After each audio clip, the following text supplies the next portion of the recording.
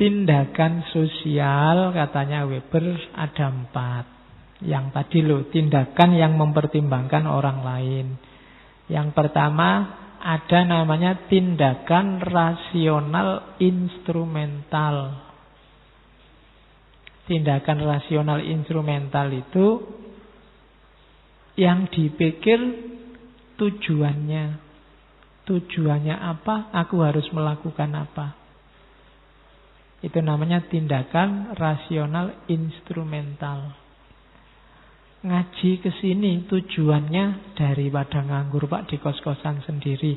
Nah, itu rasional instrumental. Begitu nyampe sini kok sepi, podo sepi ini, ternyata berarti kamu salah. Rasional instrumental itu benar salahnya dilihat kesesuaian antara yang kamu inginkan dengan hasilnya. Misalnya haus sekali Pak, ya minum. Haus dan minum ini kan ada hubungannya. Maka tindakanmu ketika haus terus minum itu namanya rasionalitas instrumental. Contohnya ya kita minum sekarang.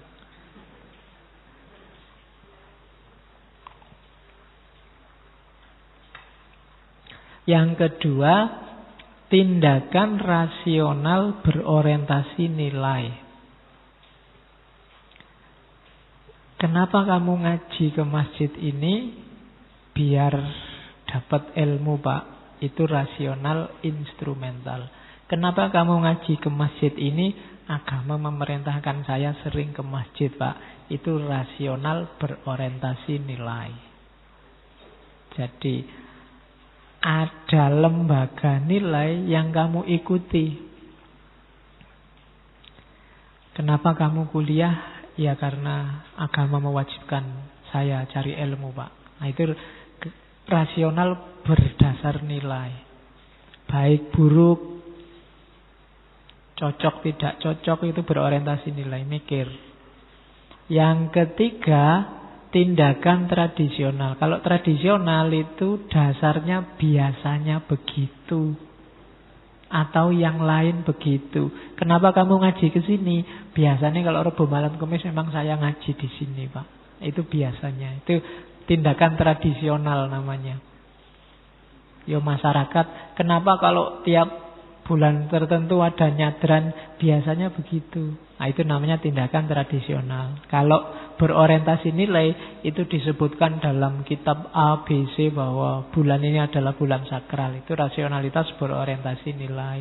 Kalau rasional instrumental, kenapa diadakan nyadran? Itu kesempatan kita ketemu orang-orang sekampung, saling silaturahim. Nah, itu rasional instrumental. Yang terakhir, tindakan afektif. Kalau tindakan afektif itu tindakan yang dipengaruhi perasaan. Kenapa kamu pukuli dia? Saya marah ya Pak sama dia. Kenapa kata-katamu sepedas itu? Perilakunya juga pedas ya Pak. Itu afektif. Marah, cinta, benci, apalagi semua jenis tindakan yang lahir karena dorongan perasaan, itu namanya tindakan afektif. Kenapa kok kamu rajin banget ngaji ke sini? Saya suka banget ya Pak sama takmirnya. Yang itu loh Pak. Nah, itu namanya berarti kamu ke sini itu tindakan afektif. Jadi ngaji ini bisa 4 tindakan sekaligus. Kalau niatmu ngaji, Pak saya ingin dapat wawasan baru, itu rasional instrumental. Kenapa kamu ngaji? Karena saya manut perintahnya agama saya untuk selalu nyari ilmu di mana-mana. Itu berorientasi nilai. Kalau kenapa kamu ngaji? Biasanya juga gitu kok Pak. Ngapain pakai ditanyain segala? Sudah tradisi begitu. Itu berarti yang ketiga. Tapi kalau saya suka sekali Pak ngaji di masjid itu Pak. Tehnya itu loh khas. Nah, itu berarti tindakan afektif. Ada rasa ikut bermain di situ. Jadi itu namanya tipe tindakan sosial. 4-4-nya kan melibatkan orang lain. Oke, dilanjutkan. Nah, untuk memahami tindakan sosial, nanti Weber mengadopsi satu metode dari hermeneutik namanya Verstehen. Istilahnya dia verstehende sosiologi. Jadi metode memahami manusia tidak boleh disamakan dengan metode memahami benda, metode memahami mesin, memahami alam yang eksak. Tidak boleh disamakan. Manusia itu khas. Ini yang punya sebenarnya hermeneutik nanti diadopsi oleh Weber untuk memahami fenomena sosial. Dua orang yang membawa metode Verstehen ini ke dunia sosial dan dunia sejarah, yaitu Weber dan Wilhelm Dilthey.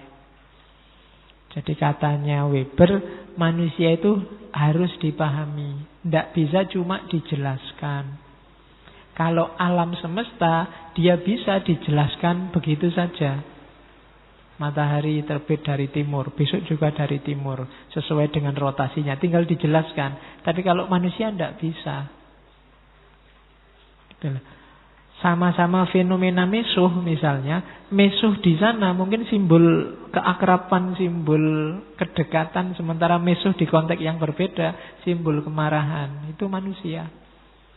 Sama-sama senyum, ada senyum seneng, ada senyum sinis, ada senyum basa-basi, ada memang yang bentuk mulutnya senyum. Beliau beda kabeh itu. Sama-sama kamu berhadapan dengan fakta senyum. Itu manusia, maka dia harus diselami. Tidak bisa cuma dijelaskan. Tidak bisa terus cuma dijelaskan, temanku tersenyum padaku. Oh, itu harus diperjelas dulu. Itu senyum sinis, apa senyum sayang, apa senyum basa-basi. Oh, itu maknanya bisa jauh berbeda. Maka harus verstehen.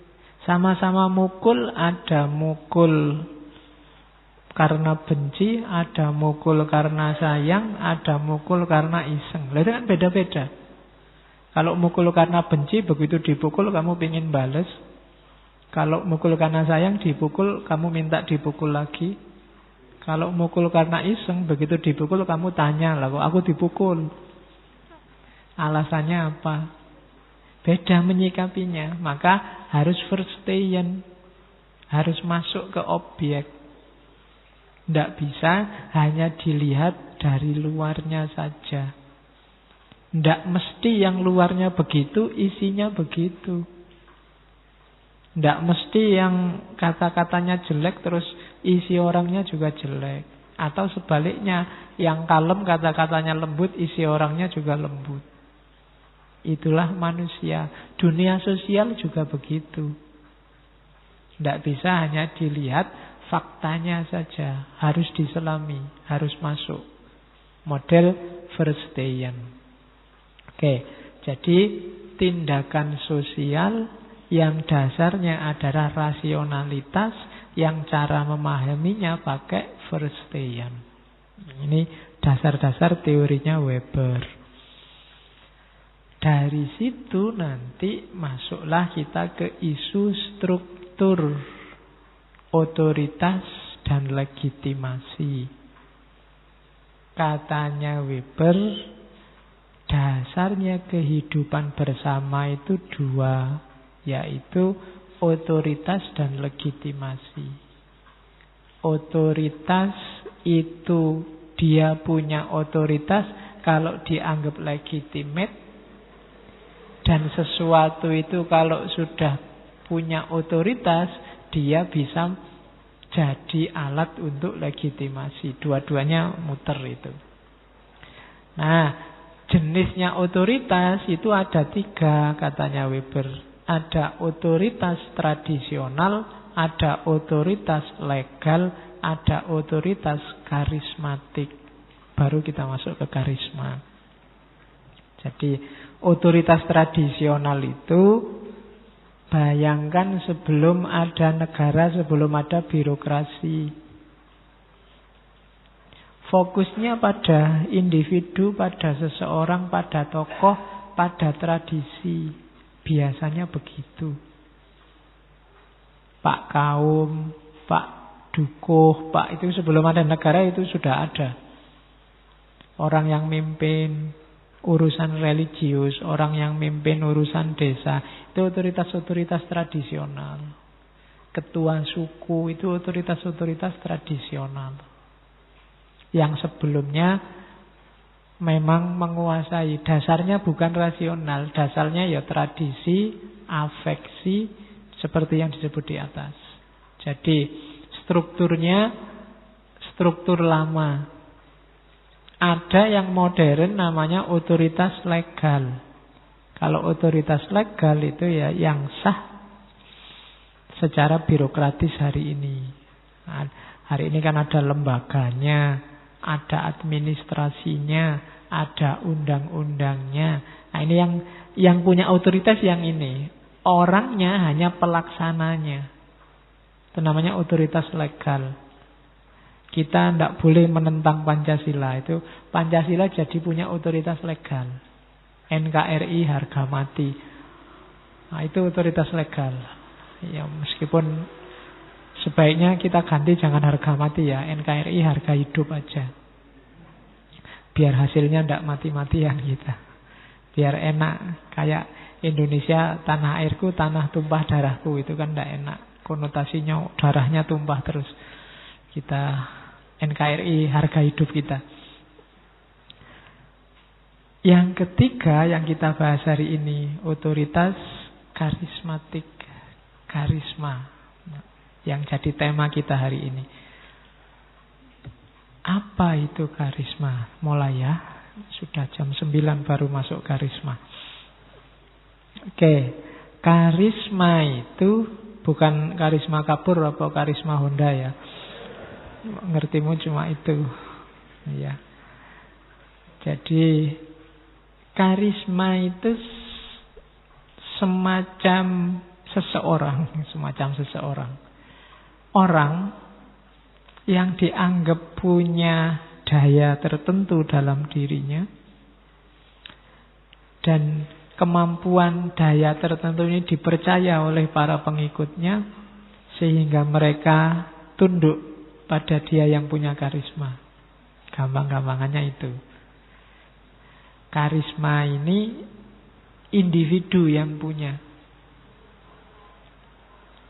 Jadi karisma itu orang tunduk tanpa harus dipaksa oleh aturan, tanpa harus dipaksa oleh kekerasan, oleh kekuatan, tapi mereka tunduk gara-gara melihat karisma di orang ini.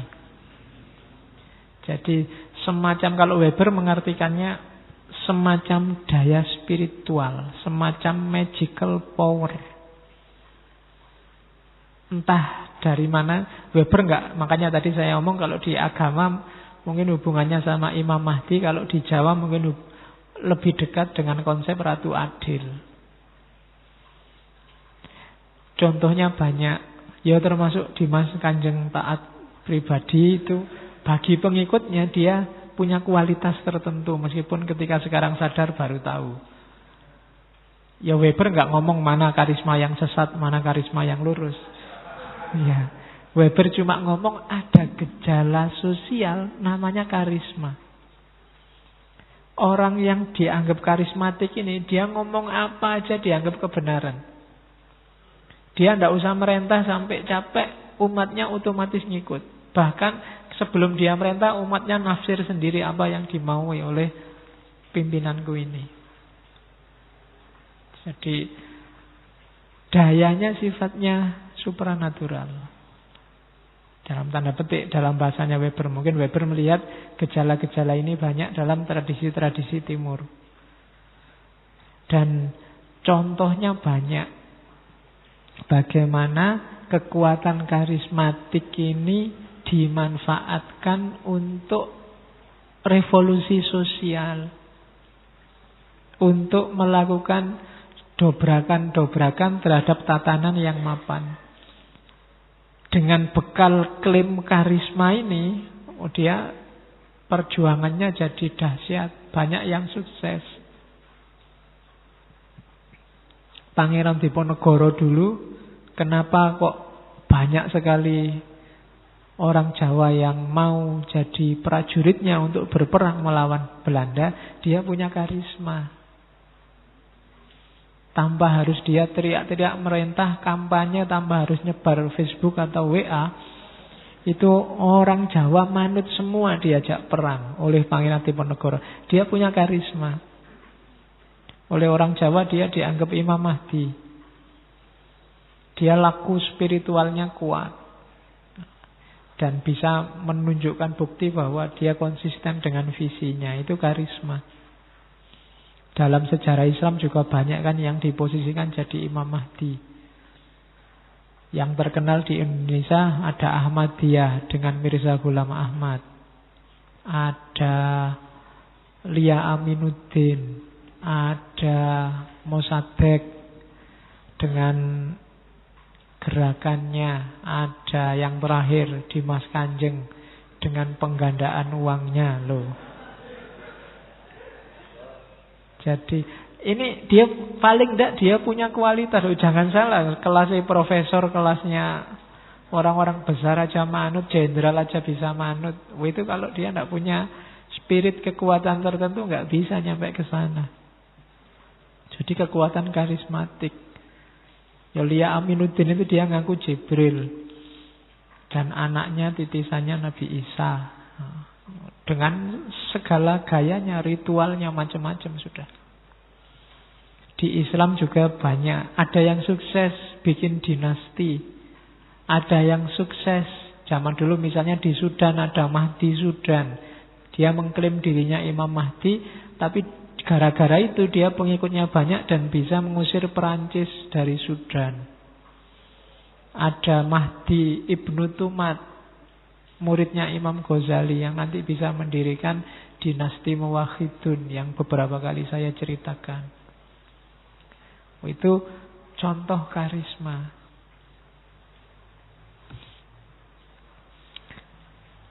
Seorang karisma dengan perjuangannya, cirinya 5 biasanya. Yang pertama, dia dianugerahi kemampuan luar biasa. Harus ada ininya. Kalau nggak punya ini, tidak akan orang percaya. Harus kelihatan keluar biasaannya dia. Ibnu Tumat itu pernah satu ketika dilemparkan dari atas kapal ke tengah laut. Tapi dia tidak tenggelam, dengan santainya renang sampai pantai. Itu ke tengah laut dulu, bisa renang sampai pantai, nyampenya bareng sama kapalnya. Itu Ibnu Tumat. Itu kan umatnya semakin percaya. Wah, ampuh tenan ini berarti. Loh ya persis kayak Dimas Kanjeng, tangannya ditaruh di belakang aja, ke depan hasilnya uang terus loh. Ya kan? Ya banyak cerita-cerita kedahsyatan. Itu salah satu contoh. Ya meskipun tidak harus sifatnya vulgar. Kadang-kadang juga sifatnya intrinsik, tidak kelihatan. Mungkin kata-katanya bikin orang tergetar. Itu juga sejenis kemampuan luar biasa. Dan yang kedua, biasanya orang karismatik itu menonjol karena dia muncul di saat yang kritis. Kalau situasi biasa-biasa, dia tidak menonjol. Orang tidak butuh ratu adil kalau sudah makmur. Orang butuh ratu adil itu ketika zaman sedang susah. Lahirnya dinasti Muwahhidun itu ketika dinasti Murabitun sedang krisis. Lahirnya Mahdi Sudan itu ketika Sudan sedang dijajah oleh Perancis. Pangeran Diponegoro dia jadi sedahsyat itu karena Belanda bikin banyak krisis di Jawa. Jadi dia munculnya dalam keadaan krisis. Kalau situasi aman dan normal ya orang tidak terlalu butuh dengan manusia luar biasa. Superman itu kan kalau sedang ada penjahat baru dia datang. Kalau nongkrong-nongkrong di warung tidak mungkin dia datang. Tidak mungkin tiba-tiba Batman muncul di angkringan, itu tidak mungkin. Tapi kalau sedang ada copet, ada perampokan, dia muncul. Jadi ya gambarannya kan begitu. Yang punya karisma, yang punya kekuatan luar biasa. Yang ketiga, dan dia mampu mengatasi krisis itu dengan cara yang unik, radikal, luar biasa, yang tidak terbayangkan. Orang sudah putus asa ngatasi situasi kayak gini nggak mungkin.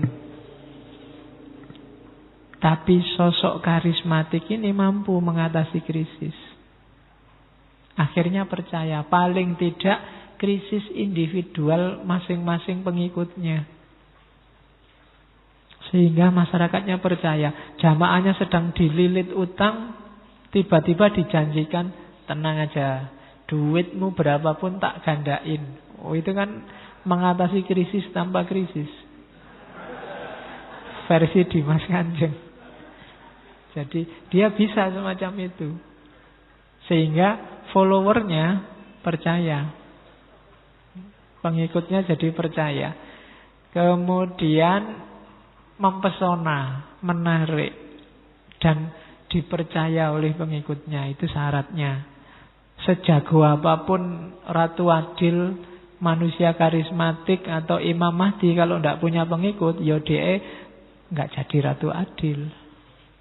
Dia jadi Ratu Adil itu karena diakui oleh para pengikutnya.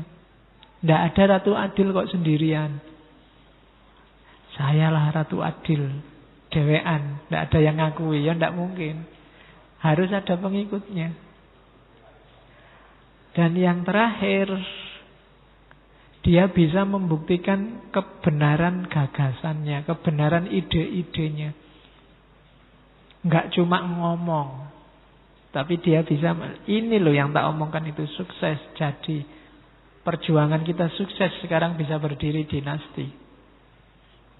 Nah itu karisma. Orangnya luar biasa, muncul dalam kondisi kritis, bisa mengatasi krisis, punya pengikut, dan bisa membuktikan gagasannya benar. Kalau ada syarat 5 ini, berarti orang ini memang seorang yang karismatik. Katanya Weber, yang membedakan dari punya otoritas tradisional atau punya otoritas legal. Karismatik ini dia menguasai sekaligus otoritas legal dan otoritas tradisional.